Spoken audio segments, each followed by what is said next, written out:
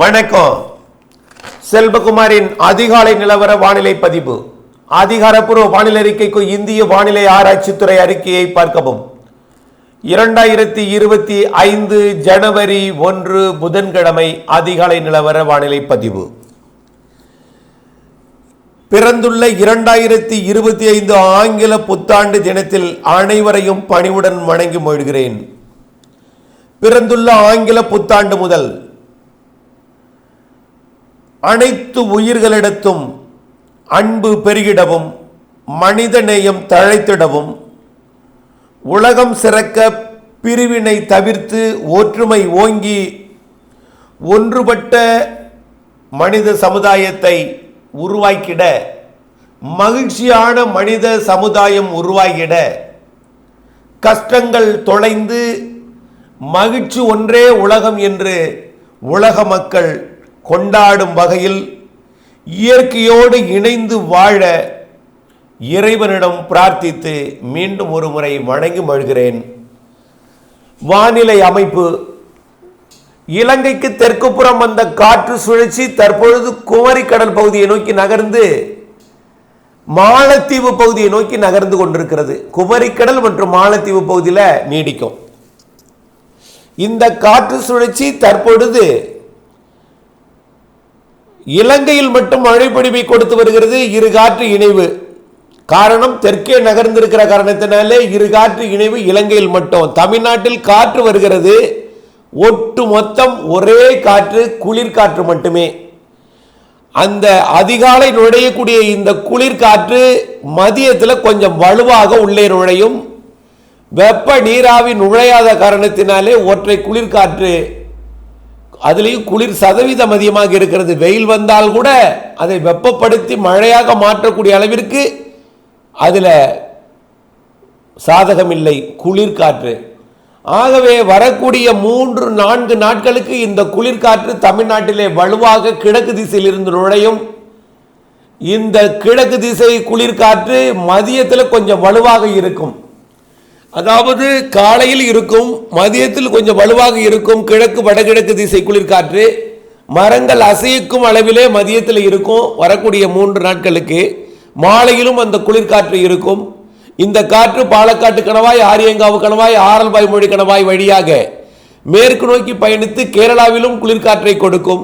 அது அரபிக்கடலில் அதிகாலையில், அதாவது இன்றைக்கு மதியம் புறப்படுவது, நாளை அதிகாலையில் நள்ளிரவுக்கு பிறகு அரபிக்கடலிலே, அதாவது பாலக்காட்டு கணவாய்க்கு நேர் மேற்கே இருக்கக்கூடிய கடற்பகுதிகளையும், அதே போல புனலூருக்கு நேர் மேற்கே இருக்கக்கூடிய கடற்பகுதிகளையும், அதே போல மைசூருக்கு நேர் மேற்கே இருக்கக்கூடிய கடற்பகுதிகளையும் கொஞ்சம் காற்றை கொடுக்கும். அது சிறிது நேரம் தான், சில மணி நேரங்கள் கொடுக்கும் கிழக்கு திசை காற்று. இந்த குளிர்காற்று மட்டுமே தமிழ்நாட்டில் வரக்கூடிய ஒரு வாரத்திற்கு.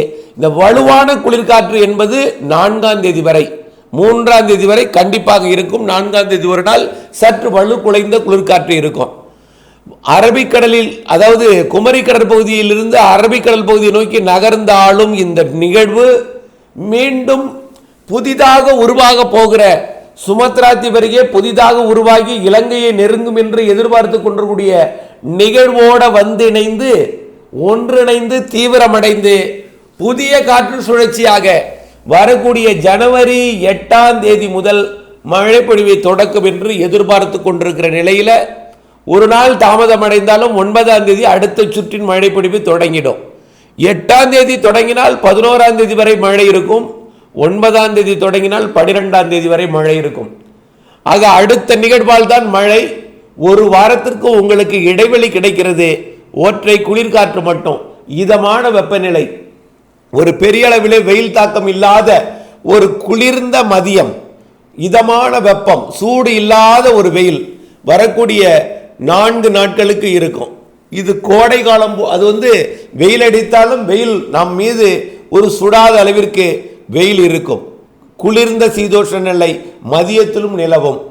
இந்த 7 நாட்களுக்கு பிறகு 9ஆம் தேதி அல்லது 8ஆம் தேதி அல்லது 9ஆம் தேதியிலிருந்து தொடங்கக்கூடிய மழை 11ஆம் தேதி வரையோ அல்லது 12ஆம் தேதி வரையோ அனைத்து மாவட்டங்களுக்கும் அவ்வப்பொழுது ஆங்காங்கே கொடுக்கும்.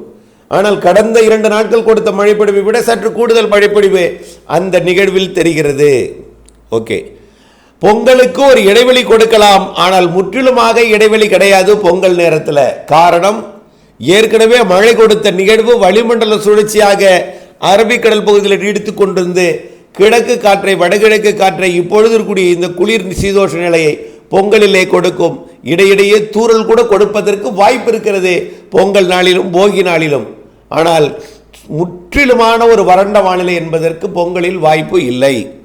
புரியுதுகிறதா?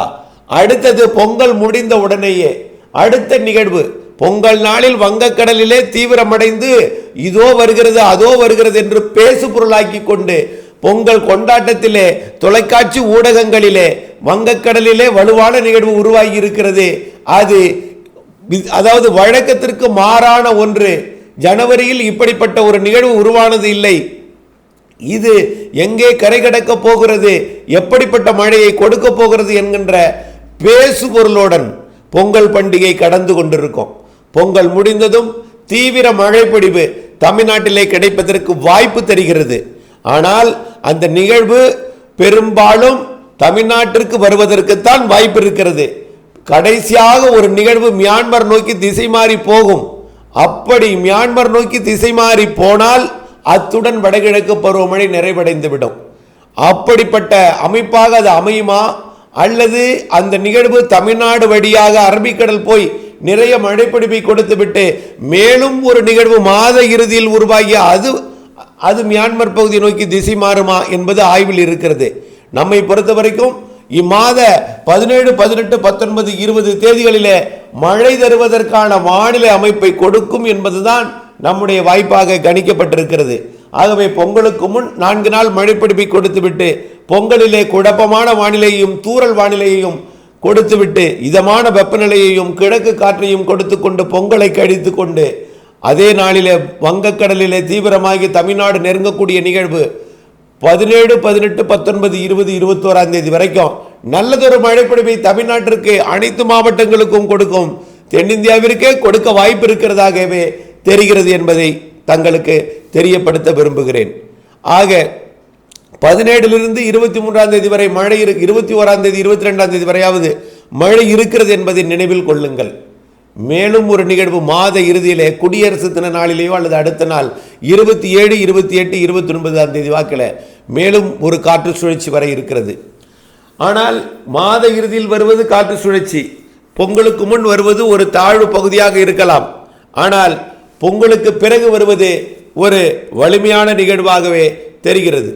ஆகவே நல்லதொரு மழைப்பொழிவை பொங்கலுக்கு பிறகு கொடுப்பதற்கு சாதகம் இருக்கிற காரணத்தினாலே மழை நிறைவடைந்து விட்டது, பொய்த்து விட்டது, போய்விட்டது, இந்த மழை இதுவும் கொடுக்காது என்கின்ற போன்றவற்றை மனதில் போட்டு குழப்பிக் கொள்ளாமல் வரக்கூடிய பொங்கலுக்கு முன் இருக்கக்கூடிய நிகழ்வு மழைப்பொழிவை எதிர்பார்த்தும் அதற்கு பிறகு வரக்கூடிய வலிமையான நிகழ்வு நிறைய மழைப்பொழிவை கொடுப்பதற்கு சாதகம் இருக்கிறது என்பதையும் எதிர்பார்த்தும் வானிலை மாறுதல் மற்றும் துல்லியம் அறிந்தும் வானிலை அப்டேட்ஸுடன் இணைந்திருந்தும் திட்டமிட்ட வேளாண்மை செய்து லாபம் அடைந்திட அன்போடு கேட்டுக்கொள்கிறேன்.